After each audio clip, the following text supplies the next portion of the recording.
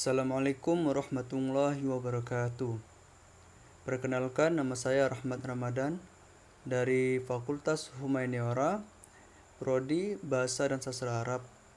Di sini saya akan menjelaskan sosialisasi prokes 5M dan pentingnya vaksinasi. Pertama saya akan menjelaskan sosialisasi prokes 5M. Yang pertama yaitu mencuci tangan. Rutin mencuci tangan hingga bersih adalah salah satu protokol kesehatan yang cukup efektif untuk mencegah penularan virus corona.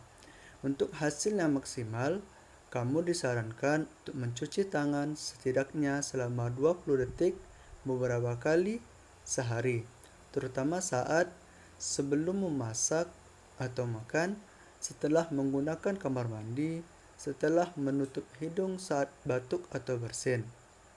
Untuk membunuh virus dan kuman-kuman lainnya, gunakan sabun dan air atau pembersih tangan dengan alkohol, setidaknya dengan kadar 60%. Kemudian yang kedua ialah memakai masker. Pada awal pandemi virus corona tahun lalu, Organisasi Kesehatan Dunia atau disebut WHO mengatakan bahwa penggunaan masker hanya direkomendasikan untuk orang sakit, bukan orang sehat. Namun, virus corona jenis SARS-CoV-2 yang merajalela hingga saat ini membuat protokol kesehatan bisa berubah-ubah seiring bergulirnya waktu.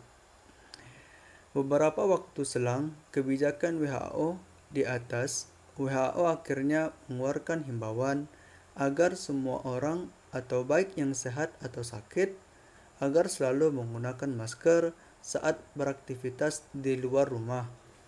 Kebijakan WHO ini sempat ditegaskan oleh Presiden Joko Widodo.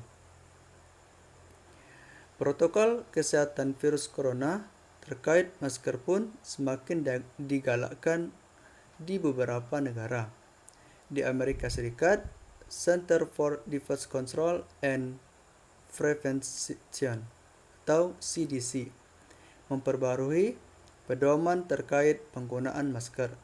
CDC menghimbau masyarakat Amerika Serikat harus memakai masker meski berada di dalam rumah pada kondisi tertentu. Menurut CDC, penggunaan masker di dalam rumah perlu dilakukan ketika pertama, terdapat anggota keluarga yang terinfeksi COVID-19. Yang kedua, terdapat anggota keluarga yang berpotensi terkena COVID-19 karena aktivitas di luar rumah. Yang ketiga, merasa terjangkit atau mengalami gejala COVID-19. Yang keempat, ruangan yang sempit. Dan yang terakhir yaitu tidak bisa menjaga jarak minimal 2 meter. Selanjutnya yang ketiga yaitu menjaga jarak. Protokol kesehatan lainnya yang perlu dipatuhi adalah menjaga jarak. Protokol kesehatan ini dimuat dalam keputusan Menteri Kesehatan RI dalam protokol kesehatan bagi masyarakat di tempat dan fasilitas umum dalam rangka pencegahan dan pengendalian COVID-19. Di sana disebutkan menjaga jarak minimal 1 meter dengan orang lain untuk menghindari terkena droplets dari orang yang bicara, batuk, atau bersin, serta menghindari kerumunan, keramaian, dan berdesakan. Bila tidak memungkinkan melakukan jaga jarak, maka dapat dilakukan berbagai rekayasa administrasi dan teknis lainnya. Rekayasa administrasi dapat berupa pembatasan jumlah orang, pengaturan jadwal, dan sebagainya. Sedangkan rekayasa teknis antara lain dapat berupa pembuatan partisi, pengaturan jalur masuk dan keluar, dan sebagainya. Selanjutnya, yang keempat, yaitu menjauhi kerumunan. Selain 3 hal di atas, menjauhi kerumunan merupakan protokol kesehatan yang juga harus dilakukan. Menurut Kementerian Kesehatan RI atau Kemenkes, masyarakat diminta untuk menjauhi kerumunan saat berada di luar rumah. Ingat, semakin banyak dan sering kamu bertemu orang, maka kemungkinan terinfeksi virus corona pun semakin tinggi. Oleh sebab itu, hindari tempat keramaian, terutama bila sedang sakit atau berusia di atas 60 tahun atau lansia. Menurut riset, lansia dan pengidap penyakit kronis memiliki risiko yang lebih tinggi terserang virus corona. Kemudian yang terakhir, yaitu yang kelima, mengurangi mobilitas. Virus penyebab corona bisa berada di mana-mana. Jadi, semakin banyak dirimu menghabiskan waktu di luar rumah, maka semakin tinggi pula terpapar virus jahat ini. Oleh karena itu, bila tidak ada keperluan yang mendesak, tetaplah berada di rumah. Menurut Kemenkes, meski sehat dan tidak ada gejala penyakit, belum tentu dirimu pulang ke rumah dengan keadaan yang sama.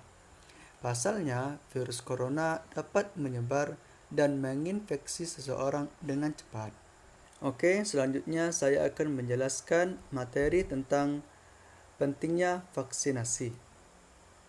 Yang pertama, alasan mengapa vaksinasi COVID-19 sangat penting. Karena vaksinasi atau imunisasi bertujuan untuk membuat sistem kekebalan tubuh agar seseorang mampu mengenali dan dengan cepat melawan bakteri atau virus penyebab infeksi. Tujuan yang ingin dicapai dengan pemberian vaksin COVID-19 adalah menurunnya angka kesakitan dan angka kematian akibat virus ini. Meskipun tidak 100% bisa melindungi seseorang dari infeksi virus corona, vaksin ini dapat memperkecil kemungkinan terjadinya gejala yang berat dan komplikasi akibat COVID-19.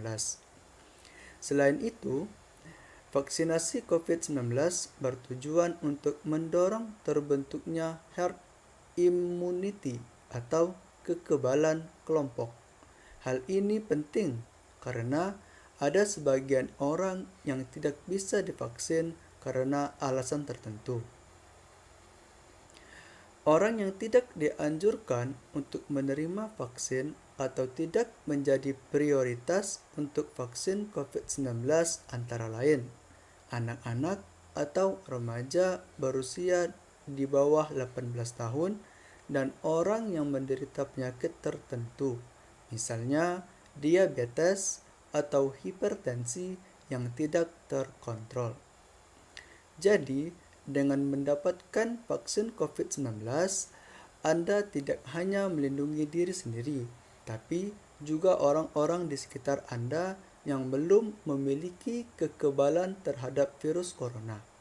Selanjutnya, yang kedua, untuk tetap menjaga daya tahan tubuh. Vaksin COVID-19 memang dapat membawa banyak manfaat dengan melindungi kita dari infeksi virus corona. Namun, perlu diketahui bahwa vaksin ini tidak diberikan kepada orang yang sedang sakit berat atau sudah terinfeksi virus corona. Jadi, dipastikan untuk selalu mempertahankan daya tahan tubuh Anda, baik sembari menunggu giliran untuk diberikan vaksin maupun setelahnya. Hal ini karena dengan imunitas tubuh yang kuat, Anda tidak akan mudah sakit, sehingga kebugaran tubuh tetap terjaga. Beberapa cara untuk meningkatkan daya tahan tubuh adalah mengonsumsi makanan bergizi, rutin berolahraga, mengelola stres dengan baik, serta beristirahat yang cukup. Di samping menjaga daya tahan tubuh, Anda perlu tetap menerapkan protokol kesehatan, baik selama menunggu giliran untuk divaksin maupun setelah mendapatkan vaksin. Sebisa mungkin juga hindari berpergian di luar rumah atau berkumpul dengan orang banyak. Vaksin COVID-19 diharapkan bisa menjadi solusi untuk menyudahi pandemi yang telah memakan banyak korban jiwa, serta melumpuhkan aktivitas masyarakat dan partisipasi Anda dalam program vaksinasi ini akan sangat membantu pemulihan kondisi negara kita. Sekian yang dapat saya sampaikan. Apabila ada pengucapan yang salah, saya mohon maaf. Kepada Allah saya mohon ampun. Wabillahi taufiq wal hidayah. Wassalamualaikum warahmatullahi wabarakatuh.